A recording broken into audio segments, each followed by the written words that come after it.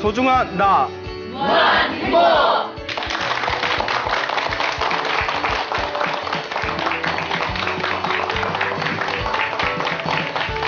예, 만나서 반갑습니다. 예, 광호스님이라고 합니다. 네. 부처님 당시에 코삼비라는 도시가 있었다고 합니다. 코삼비. 처음 들어보시죠? 네. 예, 코삼비라는 도시가 있었대요, 옛날에. 근데 그 코삼비에는 부처님의 제자인 스님들이 굉장히 많이 살고 있었답니다. 코삼비라는 도시에.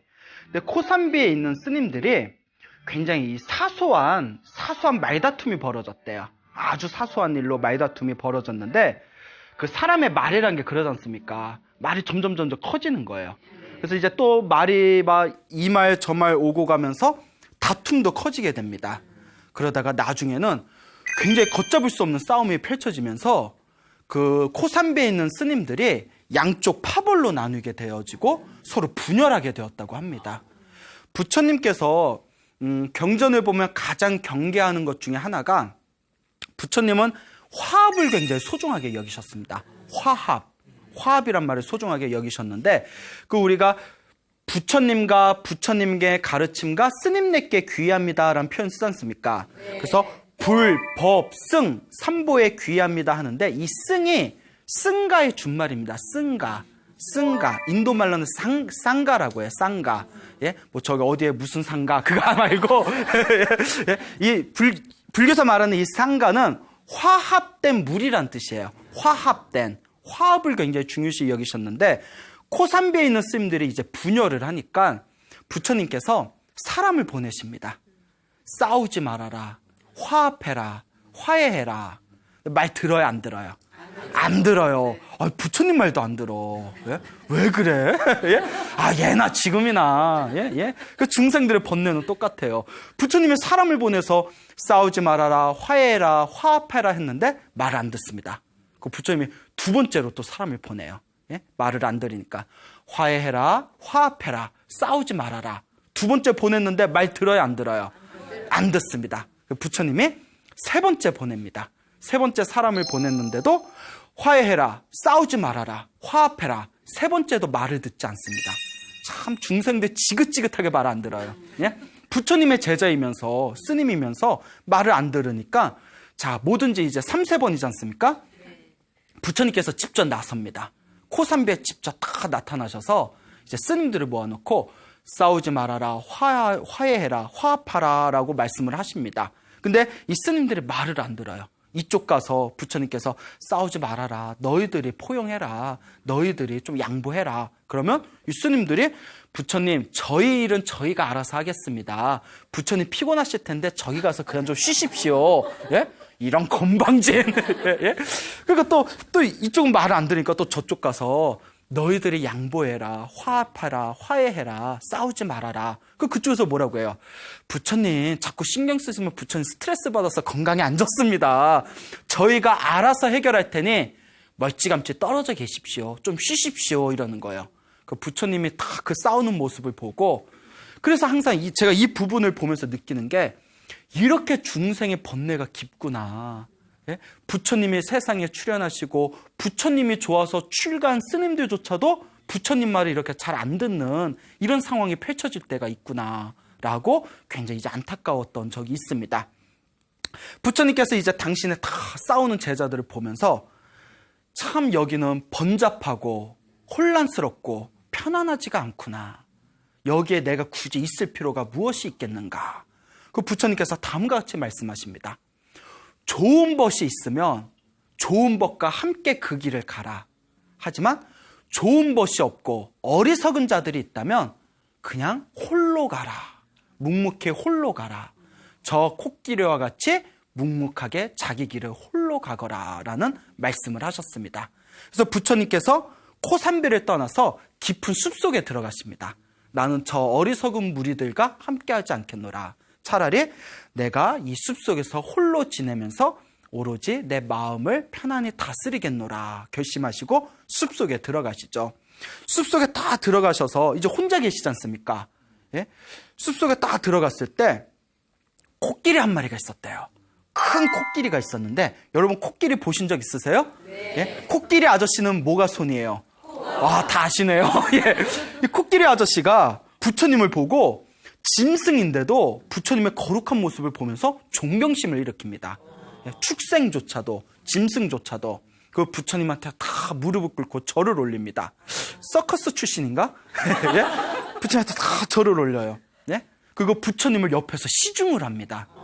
경전에 다음과 같이 나옵니다. 먼저 부처님이 머무르실 공간을 마련하기 위해서 큰 잎이 달린 나뭇가지를 꺾어서 코로 그 나뭇가지를 쥐고 부처님이 이제 거처하실 곳을 깨끗하게 빗자루질을 했대요. 촥촥 빗자루질을 하고, 부처님이 배고프실까봐 이제 숲속에 가서 뭐 망고라든가 뭐 그 무슨 야생 과일 같은 얼마나 영양가 많아요. 그걸 잔뜩 따다가 부처님께 공양을 올립니다. 코끼리가. 그리고 또 낮에 더울 때는 큰 잎이 있는 그런 가지를 이용해서 부처님께 부채질을 해드립니다. 예, 참. 이 시대에 그런 코끼리가 있었으면, 아, 세상에 이럴 수가, 아마 이런 데 나올 텐데. 그리고 밤에는 사나운 짐승이 출현할까봐 부처님이 쉬고 계실 때, 밤에 이제 수면에 취했을 때 그 주변을 왔다 갔다 하면서 코끼리가 보초를 섰다고 합니다. 이렇게 지극정성으로 부처님을 시중하는 거예요. 야, 짐승이 사람보다 나을 때가 있잖아요. 그렇죠. 짐승이 사람보다 나을 때도 있습니다. 근데 거기에 원숭이 한 마리가 살고 있었는데, 이 원숭이가 코끼리가 하는 걸 가만히 보는 거예요. 예? 야, 코끼리가 저렇게 부처님을 열심히 시중하는 걸 보니까 이 코끼리도 자기도 뭔가 하고 싶은 거예요. 예? 나도 뭔가 뭐 부처님인지 아닌지 원숭이가 어떻게 알겠어요. 하지만 저 코끼리가 저 잘생긴 남자한테 저렇게 잘하는 거 보니까 뭔가 나도 뭐 좀 하고 싶다. 그래서 나는 저분한테 뭘 올릴까, 뭐 어떤 시중을 들까 고민하다가 우연히 나뭇가지에 벌이 없는 벌집을 하나 발견합니다. 벌이 없는 벌집에 막 그냥 꿀이 가득할 거 아니에요. 막 로얄 젤리 막 이런 거 있을 거 아니에요. 로얄 젤리 드셔보셨어요? 예, 나만 못 먹었구나. 예, 그래요? 예? 예. 자, 그 꿀이 잔뜩 있는 그 벌집을 나뭇가지를 이제 떼다가 그 바나나 잎에다가 그 벌집, 꿀이 듬뿍 담긴 벌집을 다 이렇게 그릇처럼 이제 감싸서 넣은 뒤에 이 원숭이가 부처님한테 다 공양을 올립니다. 부처님이 막 끽끽거리면서 이제 꿀을 딱 올렸겠죠? 부처님이 딱 보시더니, 예, 그저 분위기상 안 드실 것 같죠? 안 드셔. 까탈스러우셔. 예, 예. 딱 안 드셔요. 그 원숭이가 당황하는 거예요. 왜 안 드시지? 왜 안 드시지? 그 가만히 봤더니 그 벌집에 벌알이 이렇게 군데군데 있었대요. 그 부처님이, 이것 때문에 안 드시는구나. 원숭이가 이렇게 머리가 좋았을까? 예, 예. 이 원숭이가 그 알을 이렇게 떼내고 다시 부처님한테 올렸더니 그때 부처님께서 그걸 아주 맛있게 잡수셨대요. 입에 침이 고이네요. 입에 침이 고여요. 그래서 이제 맛있게 이제 드시니까 원숭이가 너무 기쁜 거예요. 예?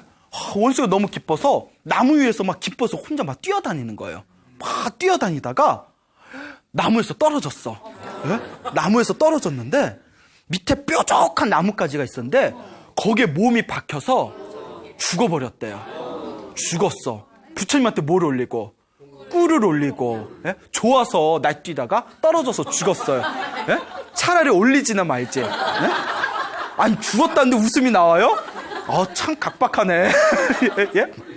자, 그런데 제가 항상 하는 얘기가 있습니다. 마무리는 어떡하게? 어떻게 그렇게 잘하세요? 마무리는 훈훈하게. 원숭이가 뛰놀다가 밑에 떨어져서 죽었는데 부처님한테 꿀공양을 올린 그 강력한 선업의 힘으로 하늘세계 천신으로 태어났답니다. 야, 마무리는 훈훈하게. 야, 꿀 한 방에 천신이면 낫는 장사다, 진짜. 예? 예? 예? 그러니까, 예? 자, 어쨌거나 이와 같이 이제 하늘세계 천신으로 태어난 이 원숭이 이야기를 우리가 생각해 보면 경전에 부처님하고 원숭이 이야기가 굉장히 자주 나와요. 부처님하고 원숭이 이야기가 굉장히 자주 나옵니다. 그래서 이 원숭이가 부처님한테 꿀을 올린 이야기가 다른 경전에 또 다른 새로운 에피소드가 또 펼쳐지는 게 있습니다. 어느 바라문이 있었는데 이 바라문이 굉장히 큰 부자였대요. 굉장히 큰 부자고 세상에 아주 이제 가지지 못한 게 없을 정도로 풍요롭고 행복한 삶을 살고 있었는데 자식이 없는 게 한이었대요. 자식이 없는 게 한이었답니다. 그래서 이 바라문이 생각하기를 내가 전생에 지어놓은 복이 부족해서 내가 이렇게 아들이 없구나, 이렇게 자식이 없구나, 예? 내가 복이 부족해서 그렇구나. 그리고 이제 항상 복 짓는 걸 좋아했대요. 지혜로운 사람이에요. 보통 우리 중생들 보면 잘 되면 누구 탓이에요? 내 탓이죠. 안 되면 누구 탓이에요? 조상만 탓해요. 부모 탓하고, 남편 탓하고, 아내 탓하고, 그렇잖아요. 남 탓하잖아요. 근데 이 바라문이 굉장히 또 지혜가 있었나 봐요. 안 되는 거, 부족한 거는 누구 탓이다? 내가 복이 부족해서 그렇구나. 그 복 짓는 걸 굉장히 좋아했답니다. 하루는 부처님과 부처님의 거룩한 제자분들을 모시고 공양을 올렸대요. 이제 부처님과 제자분들에게. 그래서 불교에서는 공양을 올리는 거, 보시라고 하죠. 베푸는 거. 공양을 올리는 거는 강력한 선업이 된답니다. 힘들고 괴롭고 병이 든 사람한테 공양을 올리는 거. 그리고 부모님이나 지혜로운 스승님에게 공양을 올리는 거. 그 다음에 이제 세 번째가 부처님이나 거룩한 스님들에게, 수행자에게 공양을 올릴 때 강력한 선업이 발생하게 된다고 합니다. 그래서 부처님과 스님들을 초빙해서 이렇게 공양을 올렸는데, 부처님께서 이제 공양을 다 드시고 나서 이제 바루를 들고 제자들과 함께 이제 절로 돌아오십니다. 근데 여러분, 그 부처님의 가르침에 의하면 항상 공양을 왔다 갔다 할 때마다 그 바리떼라고 있죠. 예, 이제 동양 그릇이라고 하죠. 이제 거지들이 쓰는. 근데 우리 스님들한테 동양 그릇이라고 하면 안 돼요. 바리떼라고 하거든요. 큰 바리떼를 들고 10명이건 100명이건 1000명이건 일렬로 걸어야 됩니다.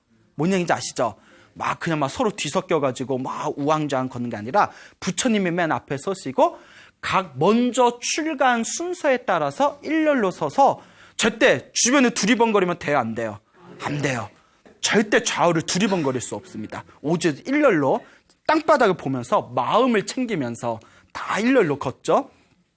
부처님께서 공양을 마치시고 이제 일렬로 바루를 들고 일렬로 절로 돌아오시는데, 그때 원숭이가, 연못에서 놀고 있던 원숭이가 부처님이 다 걸어가는 모습을 봐요. 너무 감동을 받은 거예요. 원숭이조차도 감동을 받아버리네요. 그러니까 원숭이가 부처님한테 뭔가를 바치고 싶은 거예요. 그래서 자기가 먹으려고 몰래 이렇게 짱박아뒀던 이렇게 벌집을 하나 꺼내옵니다.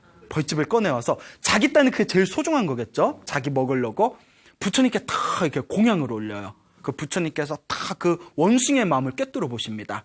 그리고 그 벌집을 받아서 옆에 있는 제자에게 이걸 물에다 희석해서 스님들한테 공평하게 이 꿀물을 나누거라라고 가르칩니다.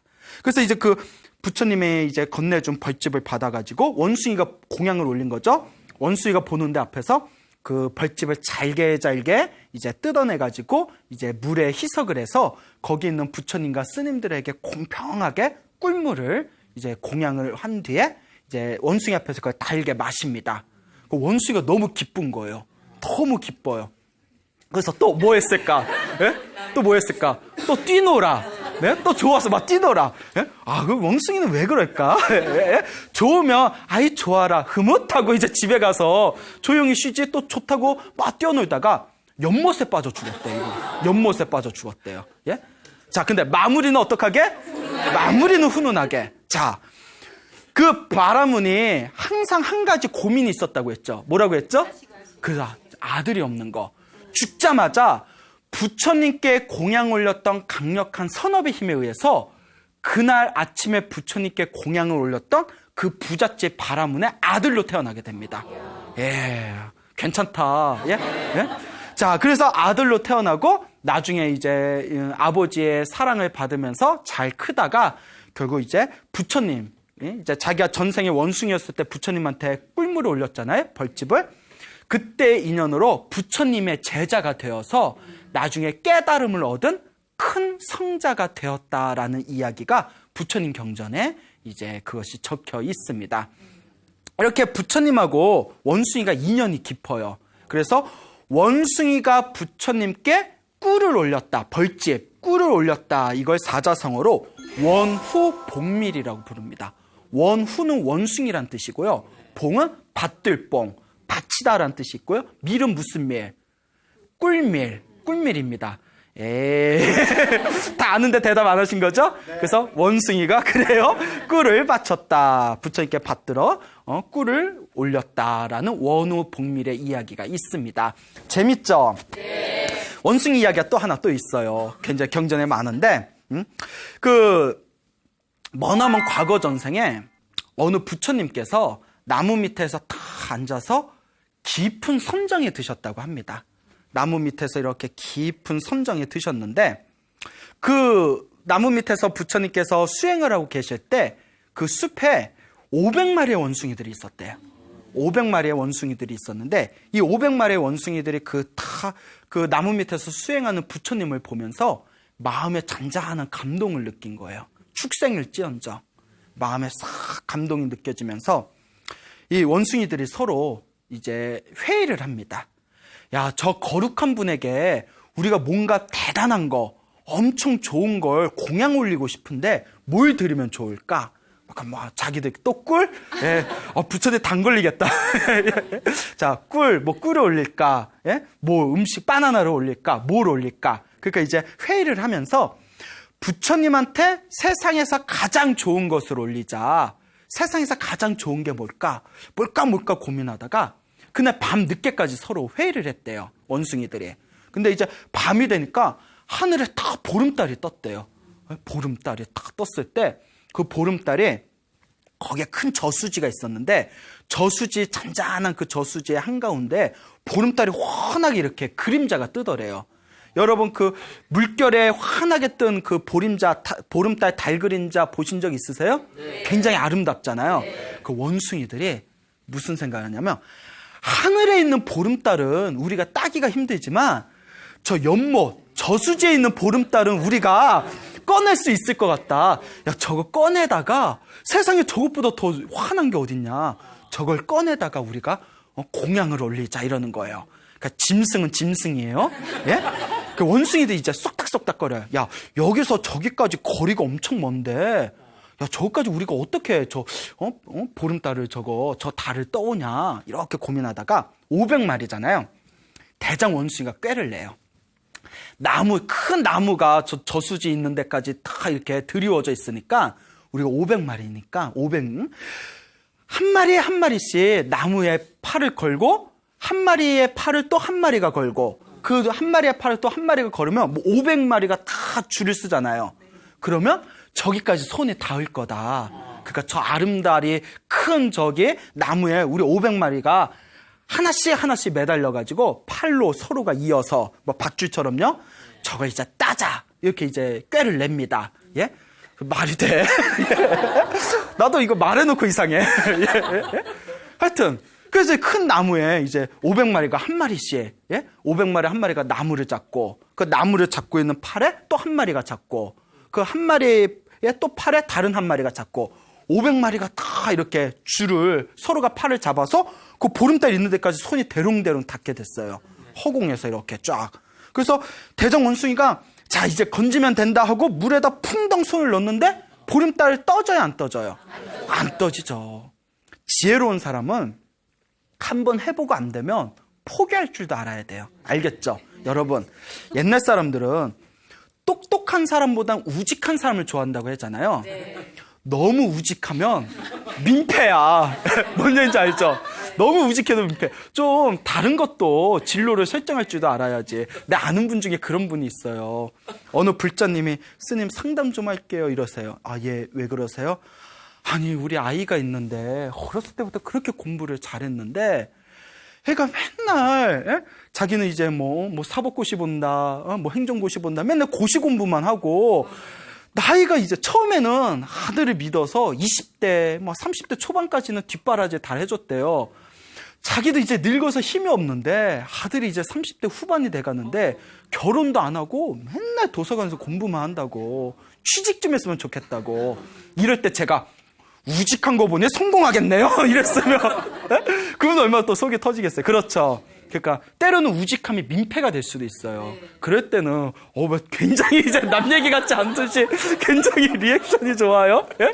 누가 가까운 분 중에 그런 분 있어요? 예, 아닌데 답답하죠. 남편도 똑같아요, 여러분. 우리 또 어느 어떤 분이 또 상담을 하시는데 남편 거사님이 계시는데 이분이 남 밑에서 못 사는 성격이래요. 그런 분이 있어요. 남 밑에서 못 사는 성격이래요. 저희 아버지도 저한테 나는 살아오면서 한 번도 누구 밑에서 월급 받아본 적이 없다 이러시는 거예요. 어렸을 땐 그 말을 듣고 멋있다 이랬는데 지금 나이 들어서 생각한 게 우리 엄마 얼마나 고생했을까? 네? 예? 그렇죠. 예? 막 집안 얘기 막 나오네. 예? 예? 그러니까 남 밑에서 못 사는 성격이다 보니까 자꾸 자영업이나 자기 사업을 하시려고 하신대요.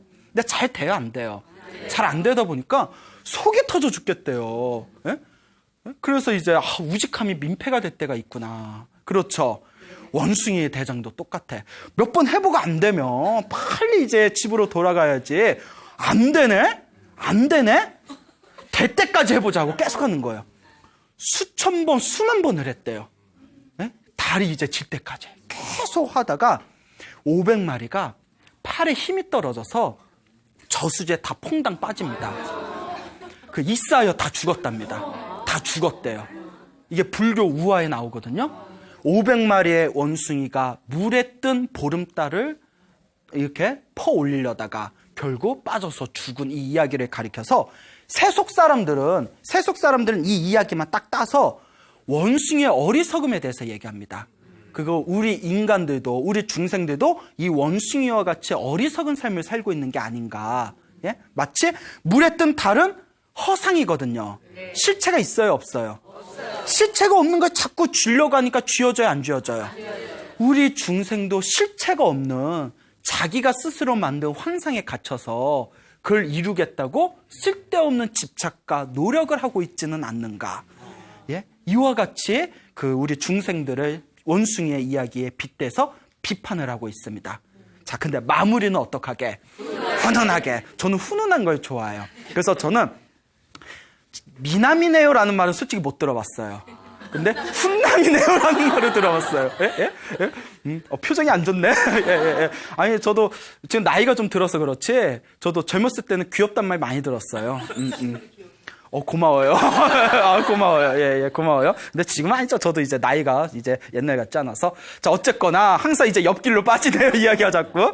자, 어쨌거나 마무리는 훈훈해야 된다고 했죠. 네. 이 원숭이가 비록 어리석은 생각으로 어리석은 짓을 저질렀지만 마음은 어땠어요? 마음은 순수했잖아요. 네. 부처님께 공양 올리고 싶다는 그 순수한 마음의 선업의 힘에 의해서 죽자마자 하늘세계 천상계에 태어납니다. 하늘세계 천상계 천신으로 태어나고 이번 생에 석가모니 부처님 시대에 다시 인간으로 태어나서 500명의 깨달음을 얻은 성자가 되었다고 합니다. 그래서 세속에서는 이 이야기까지는 몰라요. 예? 그냥 500마리 원숭이가 물에 뜬 달을 퍼올리려다가 죽었는데 그 어리석은 모습이 보면서 우리 중생들은 각성하고 그런 어떤 실체 없는 것에 집착해서는 안 된다라고 말할 줄만 알지만 불교는 거기서 한 걸음 더 나아갑니다. 불교를 마음을 잘 쓰는 법이라고 합니다. 부처님의 가르침을 다 모아놓은 것을 팔만대장경이라고 합니다. 팔만대장경을 다 읽으려면 20-30년이 걸린대요. 20-30년. 근데 우리는 한문도 모르잖아. 네. 그렇잖아요. 예? 예? 자, 한글로 읽어도 한문 모르자니까 되게 좋아하시네요. 예? 맞아, 몰라. 막 이런 거예요. 예? 자, 20-30년이 걸리는데 이 20-30년 동안 봐야 할 팔만대장경의 모든 핵심이 한 글자로 포함이 됩니다. 그 한 글자가 뭘까요? 그렇죠. 마음심자입니다. 마음심자 안에 팔만대장경의 모든 도리가 다 있대요. 그래서 마음을 잘 쓰는 게 불교예요. 마음을 잘 쓰는 거 너무 어렵게 생각할 필요 없어요. 마음을 잘 쓰는 게 불교다. 그래서 그 원숭이들은 500마리의 원숭이들은 비록 지혜가 없고 어리석었지만 마음만은 순수하고 맑고 깨끗하게 부처님께 순수한 마음으로 공양 올리고자 했던 그 순수함이 있었기 때문에 그것이 선업이 되어서 천상세계에 태어날 수 있었고 석가모니 부처님 시대에는 깨달음을 얻은 500명의 성자가 될 수 있었다라고 이야기하고 있습니다. 세상에 이런 게 어디 있어요? 예? 부처님한테 공양을 올리면 큰 복을 받는다고 했죠. 큰 선업을 받는다고 했죠. 근데 원숭이들은 부처님한테 공양을 올렸어요? 못 올렸어요? 못 올렸잖아요. 여기에 엄청난 불교의 아주 깊은 도리를 담고 있습니다. 실제로 내가 공양을 올리지 못했다 하더라도 공양을 올리고자 하는 순수한 마음, 깨끗한 마음만으로라도 무엇을 짓게 되었다? 복을 짓게 되고 선업을 짓게 되고 공덕을 쌓게 된 겁니다. 예? 이것이 바로 불교의 마음법입니다. 예? 물론 또 실제로 올렸으면 더 좋았을 수도 있죠. 예? 하지만 실제로 올렸거나 못 올렸거나 상관없이 얼만큼 내가 내 마음을 잘 쓰고 있느냐, 어떤 의도를 가지고, 착한 의도를 가지고 혹은 나쁜 의도를 가지고 어떤 의도를 가지고 내가 말하고 행동하냐에 따라서 그것이 선업이 되고 악업이 되는 것입니다. 그러면 여러분들은 실제로 살아가시면서 혹은 오늘 하루 동안 혹은 이번 일주일 동안 혹은 한 달 동안 좋은 의도로 살아오신 것 같아요? 조금 더 나쁜 의도로 살아오신 것 같아요? 잘 모르겠어요. 뭐 그런 거 생각하면서 사나요? 예? 항상 내 마음을 잘 관찰해 보시길 바랍니다. 알겠죠? 네. 마음을 잘 쓰는 거. 이게 바로 불교입니다. 그래서 이와 같이 원숭이가 부처님과 굉장히 인연이 깊다고 했잖아요. 그래서 어떤 분은 부처님이 혹시 원숭이띠가 아닐까라고 이야기하신 분도 실제로 있었어요. 그래서 부처님이 원숭이띠라는 그 근거가 어디에 있습니까? 라고 하니까 아니 그냥 내 생각에 예? 라는 전혀 근거 없는 이야기를 하시더라고요. 그만큼 그렇게 우스갯소리를 할 정도로 경전에 보면 원숭이 이야기들이 많이 나옵니다. 근데 재밌는 거는 이 코삼비 사건 처음에 얘기해 드렸잖아요. 그러니까 부처님 말을 들어야 안 들어요? 안 듣죠. 그 안 듣는 중생의 마음을 원숭이의 마음에 비유를 많이 합니다. 부처님의 말을 듣지 않고 진리의 말씀에 따르지 않는 이유를 번뇌 때문이라고 해요. 이 번뇌를 비유해서 원숭이가 술 취한 것과 같다고 해요. 술 취한 원숭이의 마음과 같다. 여러분 원숭이 얼마나 까불까불거려요. 그렇죠? 근데 원숭이가 술까지 취했어. 주사도 그런 주사가 없어. 예. 주사도 그런 주사가 없어요. 예? 원숭이가 술까지 취하면 야, 그거 누가 감당해? 예? 자, 이와 같은 입장에서 봤을 때 우리가 이 원숭이와 같은 우리의 번뇌, 우리의 이 마음에 끊임없이 욕망에 치달리는 마음이 술 취한 원숭이와 같은 그런 번뇌의 상태라고 했을 때 이 술 취한 원숭이, 내 가슴 속에 술 취한 원숭이가 한 마리씩 다 있어요. 요걸 잘 다스리는 게 바로 수행의 첫걸음이에요. 그러니까 막 108배 절도 하고, 여러분 108배 절하면 처음에는 별의별 생각 다 나요. 아우 힘든데, 에? 그래 마음이 중요하다고 했지? 그래 오늘은 그냥 마음만 쓰자 하고, 혹은 막 기도하다가도 온갖 딴 생각 일어나고, 또 복 지어야 된다, 선업 지어야 된다라는 걸 알면서도 자꾸 마음이 갈팡질팡거리고, 이게 우리 마음속에 한 마리씩 무엇이 있어서 그렇다? 술 취한 원숭이가 있어서 그래요. 여러분들은 술 취한 원숭이가 지금 무슨 짓을 하고 있는지 한번 잘 관찰해 보세요. 오만 가지 별짓을 다 할 거예요. 예? 자, 이와 같은 관점에서 봤을 때 이 수행이라는 것을 너무 어렵게 생각하지 말아라. 내 마음 안에 술 취한 원숭이가 있는데 요걸 잘 조련하는 게, 요 술 취한 원숭이를 잘 조련하는 게 바로 불교의 수행이다. 여러분 서유기 아시죠? 네. 서유기의 주인공이 누구예요? 손오공이잖아요. 손오공, 미스터 손, 예? 치키치키 차카차카, 다 아시죠? 슈퍼보드. 제 인생에 가장 재밌게 본 만화 중에 하나였는데, 이 손오공이 처음에는 현장법사 말을 들어야 안 들어요? 안 듣잖아요. 말 안 듣잖아요. 그게 우리 중생의 번뇌라는 거예요. 말 안 들어요. 그 현장법사가 머리에다가 무슨 고리 같은 걸 하나, 예? 딱 이렇게 이제, 머리에다 딱 씌우잖아요. 그 머리에다 딱 씌운 게, 그게 바로 이제 수행이라는 거예요. 머리에다 딱 씌운 게 이제 수행이에요. 그리고 원숭이가 한 번씩 말을 안 들을 때마다, 손오공이 말을 안 들을 때마다 반야심경을 읽으면 머리가 막 쪼여지면서 손오공이 아구구구 나 죽는다, 스님 말 들을게요. 이게 계속해서 수행을 멈추지 않고 자기 자신을 수행의 힘으로 채찍질한다는 뜻이에요. 알겠죠? 서유기는 다 단순히 무슨 뭐 중국 신화가 담겨져 있는 뭐 SF 판타지적인 소설이 아니라 그것을 가만히 내적으로 내면으로 이렇게 비춰보면 내 마음자리에서 일어나고 있는 번뇌와 그 번뇌를 극복하고 있는 거룩한 수행의 과정이 담겨져 있구나라는 것을 발견할 수가 있습니다. 알겠죠? 예, 이와 같습니다. 자, 다시 이제 본론으로 돌아와서 어쨌거나 원숭이가 그렇게 뛰놀다가 나무에 찔러서 죽었어요. 그래서 이제 하늘색의 천상계에 태어났어요.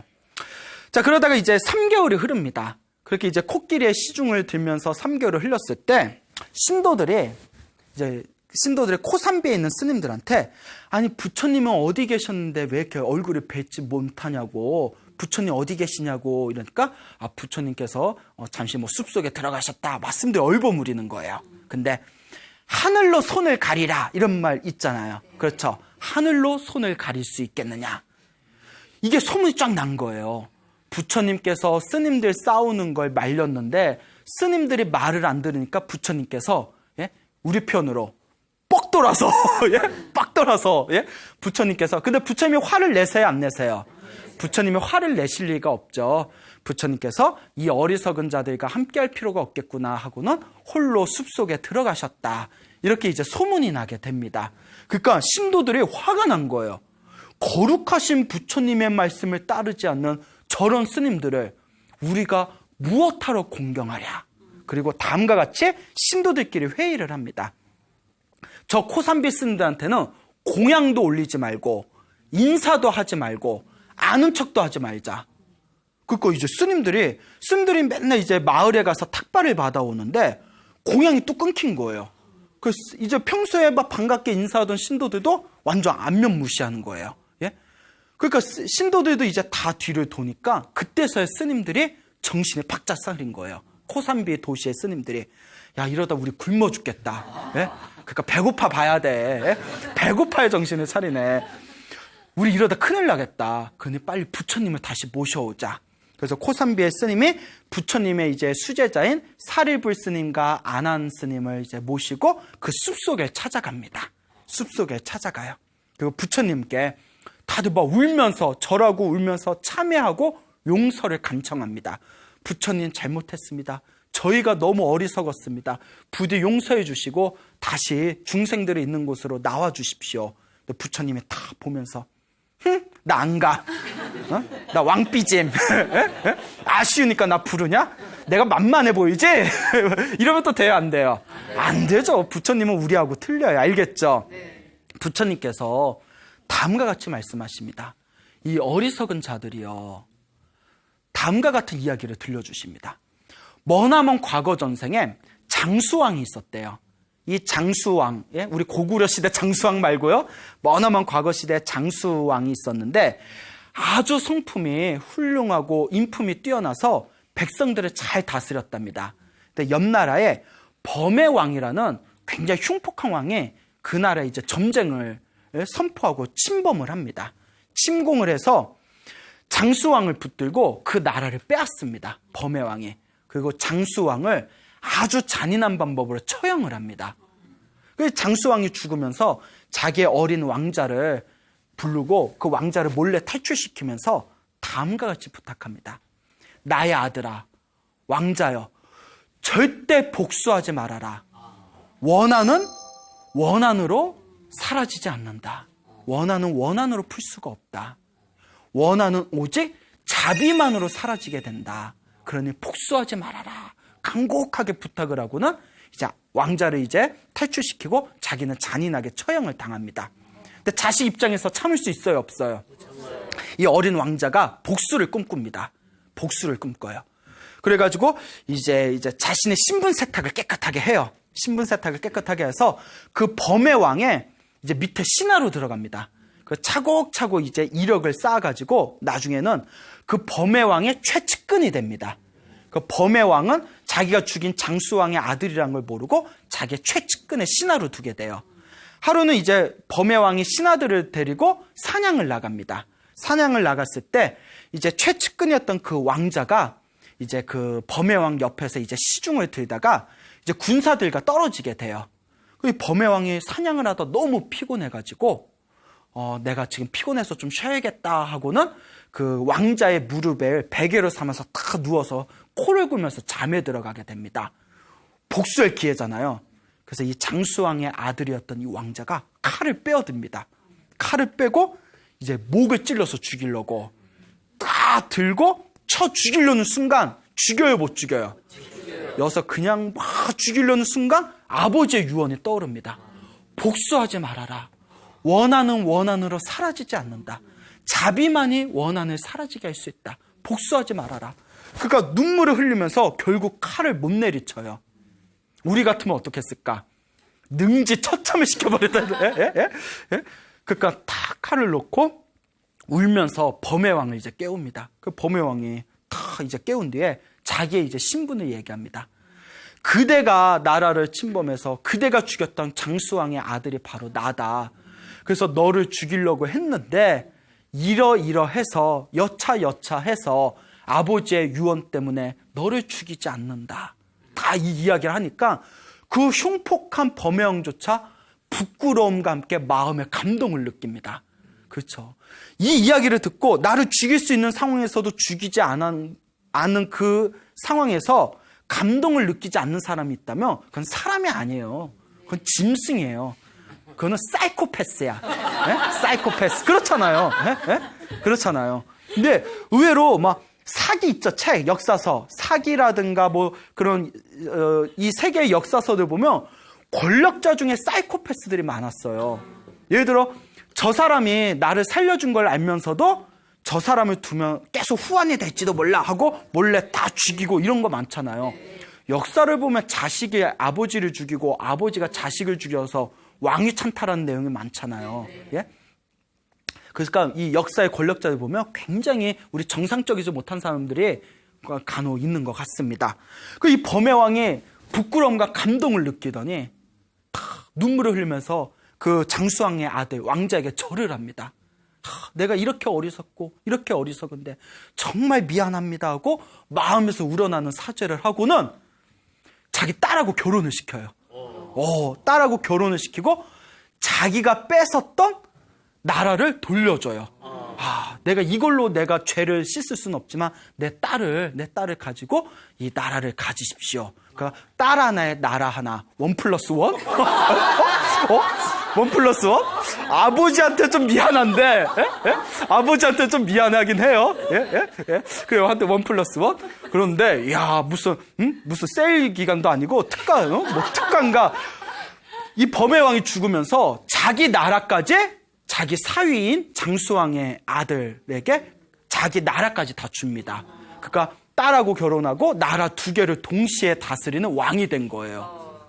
부처님이 이 이야기를 하시면서 그때 장수왕의 아들이었던 그 왕자가 바로 석가모니 부처님이 나의 머나먼 과거 전생의 나였다. 그때 전생의 나였다 하시면서 하시는 말씀이 세속의 권력자조차도 세속의 권력을 가지고 있는 세속의 일반인조차도 이와 같이 자비를 베푸고 용서를 하고 포용할 줄을 아는데 너희 머리 깎은 출가 수행자들은 이것보다 더 자비스럽고 포용해야 되지 않겠느냐라고 이제 설법을 해주십니다. 이 굉장히 유명한 얘기예요. 불교설화에서. 그래서 부처님께서 다음과 같은 개송을 설하십니다. 사람은 언젠가는 죽는다. 죽어요, 안 죽어요? 죽어요. 그거 다 알죠? 사람은 언젠가는 죽는다. 어리석은 사람은 이것을 모르기 때문에 끊임없이 다툰다. 사람은 언젠가는 죽는다. 지혜로운 사람은 이것을 알기 때문에 쓸데없는 다툼을 피한다. 동감하십니까? 네. 어떤 분이 굉장히 이제 그 삶에 집착하고 굉장히 이제 좀 거친 삶을 사셨던 어떤 거사님이 계셨는데 어느 날 당신 나름대로 당신 뜻대로 살았다 생각을 했는데 오로지 성공만을 생각하면서 산 거죠. 몸이 이상해서 병원에 갔더니 말기암이더래요. 의사가 말기암이더라고요. 아니 이 정도면 몸에 신호가 왔을 텐데 왜 이제 오셨냐고. 그 거사님이 하신 말씀에 아니 뭐 맨날 술 먹고 뭐 일하다 보니까 몸이 찌부덕하네 이러고 넘겼죠. 이제 정리하시라고 그랬대요. 정리하시라고. 그러니까 이분이 다 자기가 과거에 있었던 일들을 다 생각해 보니까 이제 죽을 때가 되니까 마음을 정리하니까 왜 이렇게 사람들하고 싸우면서 살았는지, 예? 왜 이렇게 사람들하고 쓸데없이 다투고 너 잘났네, 나 잘났네 하면서 살았는지 그게 제일 후회되더래요. 부인한테 따뜻한 말 한마디 좀 더 해줄 거. 왜 부인한테 그렇게 짜증냈는지.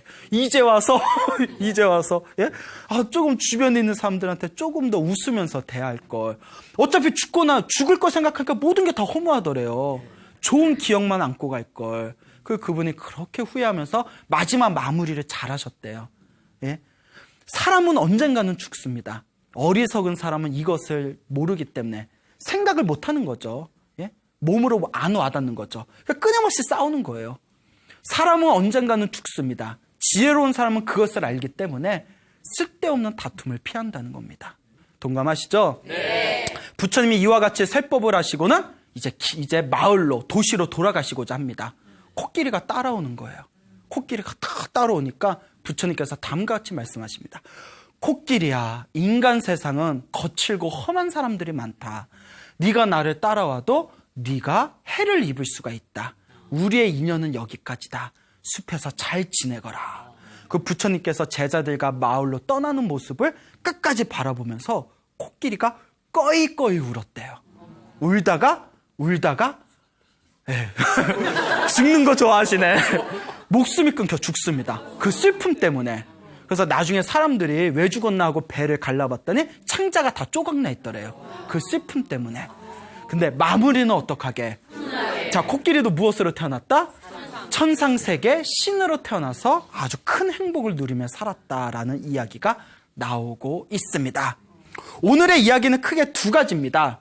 첫째, 코삼비 스님들의 사건을 통해서 장수왕과 범해왕의 이야기를 통해서 자, 우리가 원한을 내려놓고 용서하고 포용하면서 살자라는 주제로 여러분들에게 또 이제 말씀을 드렸습니다. 그리고 또 하나는 원숭이 이야기와 코끼리 이야기를 드리면서 이와 같이 짐승들도 복을 지을 줄 아는데 여러분 원숭이보다 나요 못 나요? 나요. 진짜?